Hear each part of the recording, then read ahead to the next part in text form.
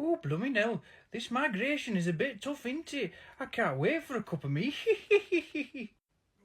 Well, Marty, I don't think we're going to be getting a good cuppa in here. I mean, we're in saltwater, kid. Your tea will be salty.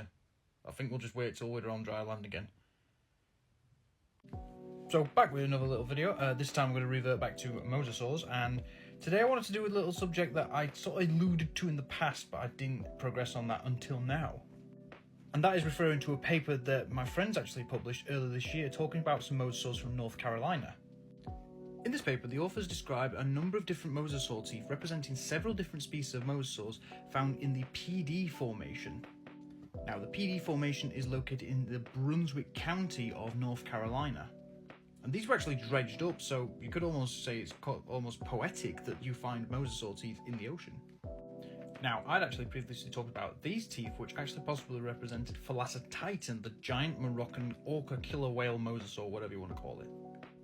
But in this paper was actually some other tooth fragments that represented that one there, that one. Yeah. So this fellow up here is Mosasaurus beaugei, or beaugei, however you want to pronounce that.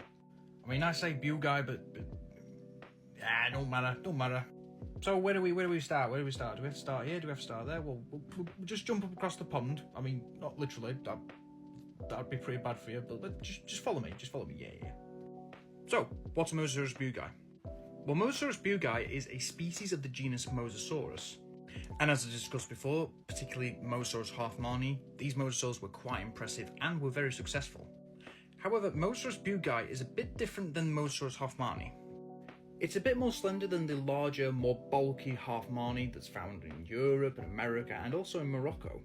And additionally, the teeth were quite different. So, Mosasaurus hoffmanni teeth, which are these teeth here, are quite robust and bulky, and they don't have the prominent ridges that we see on other Mosasaurus species. And this tooth right here is a Mosasaurus beaugei tooth, and you see it's got quite prominent ridging on it. In fact, here's two from my collection. Now this one on the right looks very similar to what I described as a hoffmanni, however it is a beaugei, as beaugei seem to lose the prominence in those facets as they get older. So yeah, as the adults get older, they actually lose some of those facets, so some very large beaugeis can occasionally be mistaken for hoffmanni teeth, but nah, they're beaugeis, yeah, they're beaugeis guys, they're beaugeis. But this one here, this beauty here, yeah, I know it's got a cemented root to it, I know that root's probably propylethanontine root, but details.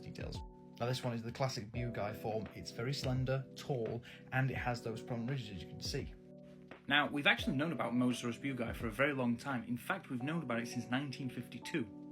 It's actually all thanks to this fella, Camille Arenbourg. Now, amongst many other different things, Camille Arenbourg was instrumental in understanding the vertebrate paleontology of the Maastrichtian phosphates in Morocco, where you can find Mosasaurus beaugei. However, it did something that I wasn't really privy to. Arenbourg in 1952 did an extensive study on the vertebrates from the phosphates, and he named Mosasaurus beaugei based on isolated teeth. Yeah. Thankfully, in 2005, some paleontologists led by Natalia Bardet actually resolved this issue. The team actually described two new specimens of Mosasaurus beaugei along with a load of different isolated teeth, and actually re-examined the teeth that Arenbourg used to describe Mosasaurus beaugei, which was 5 teeth. Unfortunately, only 3 of them could be described to beaugei, but at least the holotype was valid. Hey!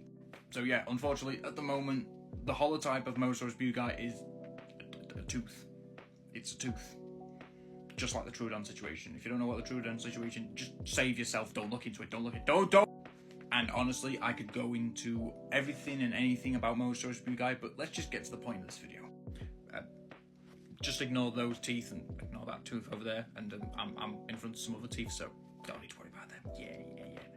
So the teeth you can actually see below me are Mosasaurus beaugei teeth, potentially beaugei, there's not 100% confirmation, and these were found in North Carolina.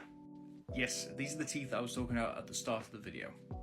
Now, these teeth down here look very, very, very similar to Mosasaurus beaugei teeth, and if they are, this is some really interesting implications for that particular species. So, Mosasaurus beaugei can be found in Morocco, South America, and now North America. What does it mean? It probably means this species was migratory. And it probably means for this particular species, having those slender teeth with more pronounced ridges on the teeth was actually quite helpful for it.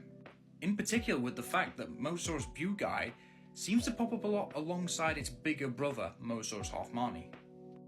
As I've said, you get Mosasaurus beaugei and halfmani in Morocco, and now, due to this paper, you get Mosasaurus beaugei and halfmani in North Carolina, in America. Now, however, over in Europe you had Mosasaurus lemunnuri, which was a very similar species to Mosasaurus beaugei, but had some different details in the teeth and the skull. But overall, it was a slender-snouted, slender-toothed Mosasaurus species, just like beaugei. And its presence in Europe could be the reason why we haven't found Mosasaurus beaugei teeth in Europe yet. But because we find Mosasaurus beaugei now across the pond in Morocco and in America, it could have implications that this species was more successful and was better adapting to different environments across the globe, but was still in the shadow of its larger brother, Mosasaurus halfmani. In fact, it's probably due to what I've noted before, intergeneric niche partitioning. Mosasaurus halfmani was probably the bigger bruiser and went after larger, more sturdier prey, while Mosasaurus beaugei went after the smaller, softer, easier prey. And this would make perfect sense in Morocco as well, because Mosasaurus beaugei has been found alongside possibly up to 12, maybe 13, 14, 15 different species of mosasaurs that he would have had to compete with. I get very excited with these videos. I better calm it down. I'll have a cup of tea after this. I'll have a cup of tea. Yeah. I'll have a cup of tea with Marty. Marty's hankering for a cuppa.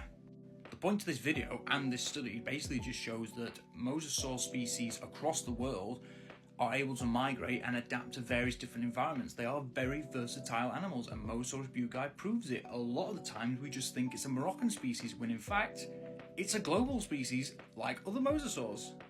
If you haven't read the paper, please go and read it. It's in the description down below.